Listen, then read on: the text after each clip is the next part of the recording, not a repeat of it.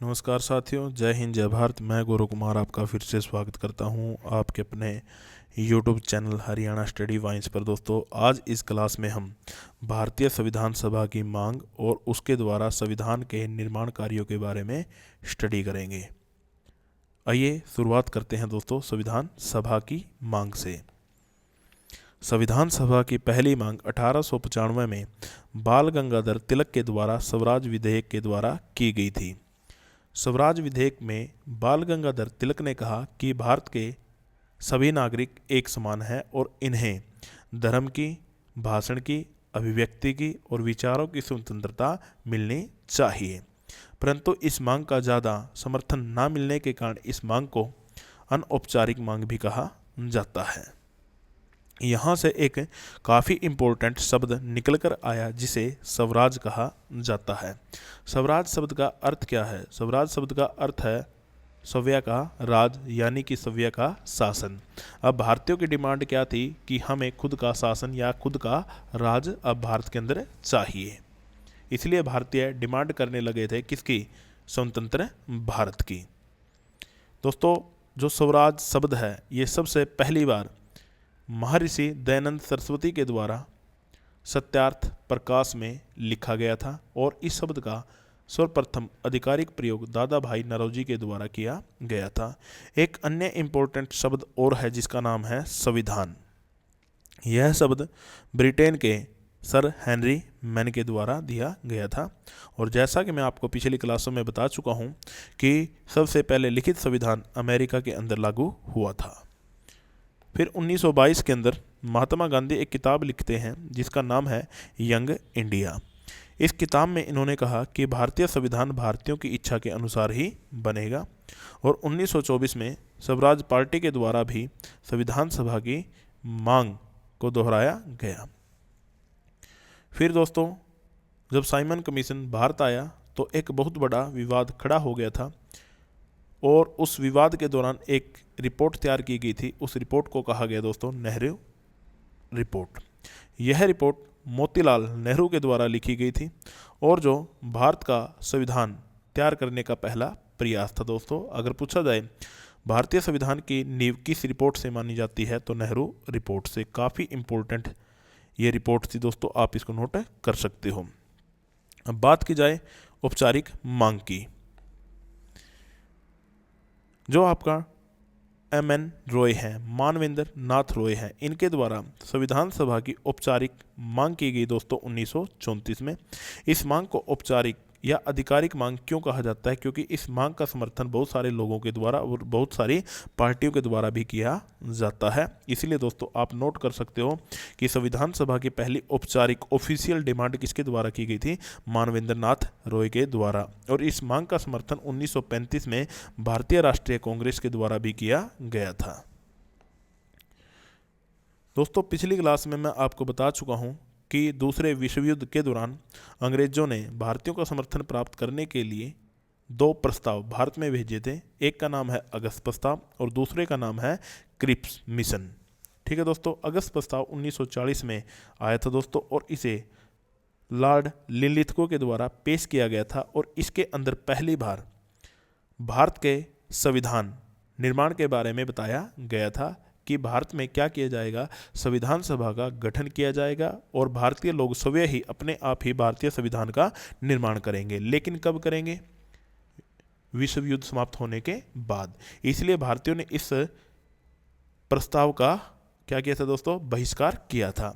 Same प्रस्ताव दोस्तों Cripps mission था, इसलिए इसका भी क्या हुआ था दोस्तों? विरोध हुआ था या इसका भी क्या हुआ था? बहिष्कार हुआ था।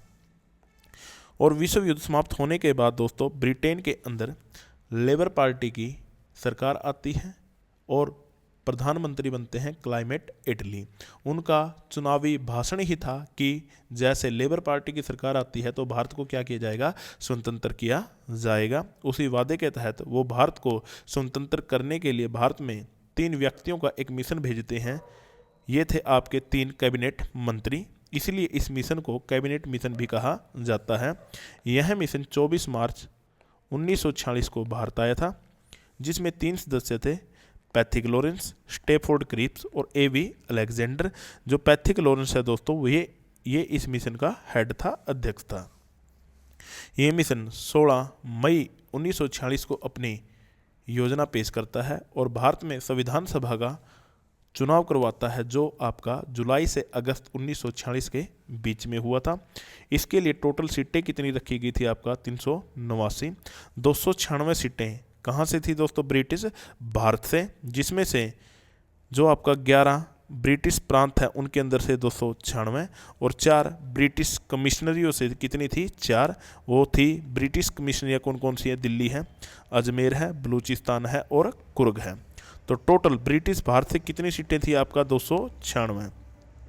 ठीक है, प्रांतों से 292 और कमिश्नरियों से कितनी थी? आपका 4 थी। देशी रियासतों से कितनी थी दोस्तों? 93। लेकिन जब भारत आज़ाद होता है दोस्तों 15 अगस्त 1947 को, तो आप नोट करके रखना दोस्तों कि उस समय में विभाजन के पश्चात या स्वतंत्रता के पश्चात संविधान सभा में कुल कितनी सीटें रह जाती हैं? तो वो 299। काफ़ी इंपॉर्टेंट फैक्ट है दोस्तों, इसको आप जल्दी से नोट कीजिएगा।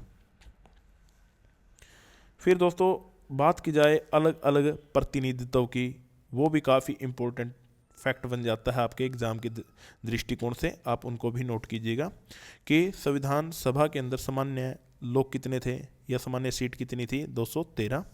मुस्लिम सीटें कितनी रखी गई थी? 79 और सिख सीटें कितनी रखी गई थी? 4। अलग अलग वर्ग का भी प्रतिनिधित्व दोस्तों इसमें देखने को मिलता है। संविधान सभा में कितनी महिला सीट रखी गई थी? 15। एससी सीट कितनी थी दोस्तों? 26 और एसटी सीट कितनी थी? आपका 33 सीट यहाँ पर रखी गई थी। संविधान सभा का चुनाव होता है और संविधान सभा का रिजल्ट आता है, तो उसके अंदर 296 सीटों में से 208 सीटें भारतीय राष्ट्रीय कांग्रेस को मिलती हैं, मुस्लिम लीग को 73 मिलती हैं और अन्य या निर्दलीयों को दोस्तों कितनी सीटें मिलती हैं? 15 सीटें आपका देखने को मिलती हैं। मुस्लिम लीग से ज़्यादा इंपॉर्टेंट फैक्ट है दोस्तों, क्योंकि जो मुसलमानों के लिए सीट आरक्षित रखी गई थी वो कितनी थी? 79 और मुस्लिम लीग को कितनी मिलती है? 73, यानी कि 87% वोट आपका मुस्लिम लीग को यहाँ से मिली थी। फिर दोस्तों बात की जाए, जब ये जनादेश निकल कर आता है तो सबसे इम्पोर्टेंट ध्यान जाता है दोस्तों किसकी तरफ? डॉक्टर भीमराव अंबेडकर की तरफ, क्योंकि डॉक्टर भीमराव अंबेडकर चुनाव कहाँ से लड़ते हैं दोस्तों? पूर्वी बंगाल से। लेकिन 15 अगस्त 1947 को विभाजन होने के पश्चात दोस्तों पूर्वी बंगाल चला जाता है, कहाँ पर? पाकिस्तान में, और उसे कहा जाता है पूर्वी पाकिस्तान, इसलिए इनकी सीट ये खाली हो जाती है। फिर ये दोस्तों बॉम्बे प्रेसिडेंसी की पुणे सीट से निर्वाचित होते हैं, किसकी जगह पर? M.R. जयकर की जगह।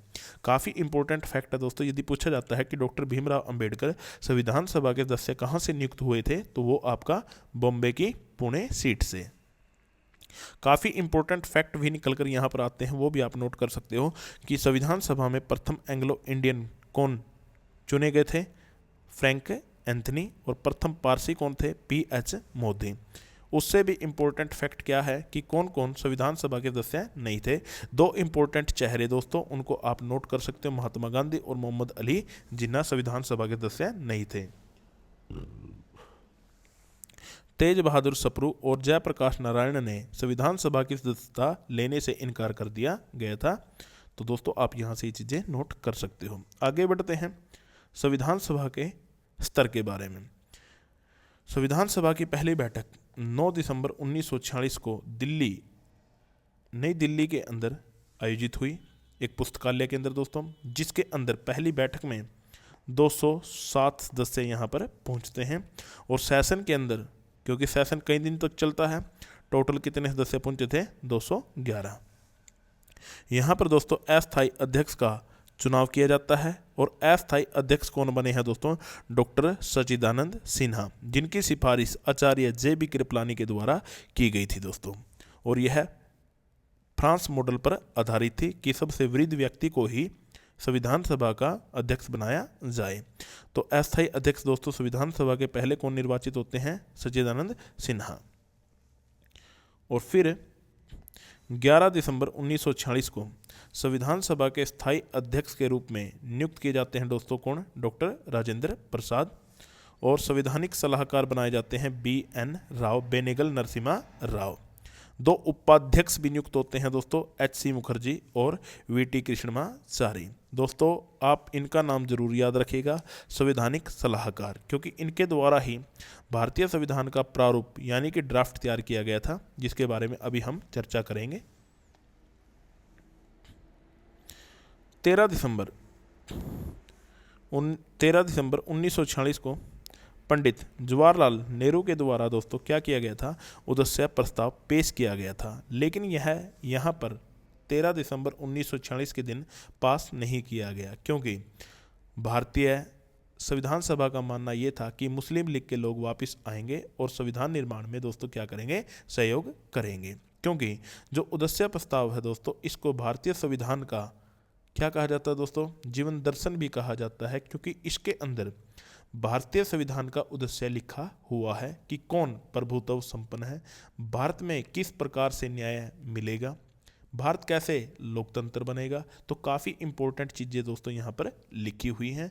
फिर इसे 22 जनवरी 1947 को स्वीकृति मिली, यानी कि इसे 22 जनवरी 1947 को स्वीकार किया गया।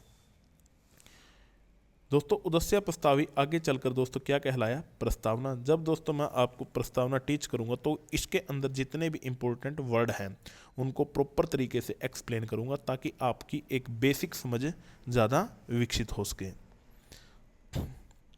दोस्तों बात की जाए किसकी, ड्राफ्टिंग कमेटी की। मैंने आपको अभी बताया था कि संविधान सभा का सलाहकार नियुक्त किया गया था B.N. राव को, और उनके द्वारा ही भारतीय संविधान का पहला ड्राफ्ट या प्रारूप तैयार किया गया था। इसके अंदर 243 अनुच्छेद और 13 अनुसूचियां थीं। इस ड्राफ्ट पर विचार करने के लिए या इस प्रारूप पर विचार करने के लिए प्रारूप समिति का गठन किया गया था। कब, 22 दिसंबर 1946 को। इस समिति में टोटल 7 मेंबर थे और अध्यक्ष कौन था दोस्तों, डॉक्टर भीमराव अंबेडकर। अन्य 7 या अन्य 6 सदस्य कौन थे दोस्तों किसके, प्रारूप समिति के, तो वो थे K.M. मुंशी, अल्लादी कृष्णा स्वामी अय्यर, N. गोपाल स्वामी अयंगर, N. माधव राव जो B.L. मित्र के स्थान पर आए थे, T.T. कृष्णमाचारी जो D.P. खेतान की मृत्यु के बाद आए थे, और मोहम्मद सादुल्ला। और इनको आप जानते ही हो, डॉक्टर भीमराव अंबेडकर, जिन्हें भारतीय संविधान निर्माता भी कहा जाता है। ये 7 सदस्य आपका दोस्तों प्रारूप समिति में शामिल थे। अब इस समिति के द्वारा कैसे भारतीय संविधान तैयार किया जाएगा, उसकी कितनी बार रीडिंग होगी और उसको बनाने में कितना समय लगेगा, कितनी बैठकें होंगी, कितनी बहस होगी, कितना पैसा खर्च किया जाएगा दोस्तों, ये सभी चीज़ें हम जानेंगे नेक्स्ट क्लास में। यदि वीडियो पसंद आती है दोस्तों, चैनल को ज़्यादा से ज़्यादा शेयर करें और कमेंट करें और बताएं मुझे कि आपको क्लासें कैसी लगती हैं, ताकि मुझे भी एक मोटिवेशन मिले। और चैनल को सब्सक्राइब करना ना भूलें। जय हिंद, जय भारत।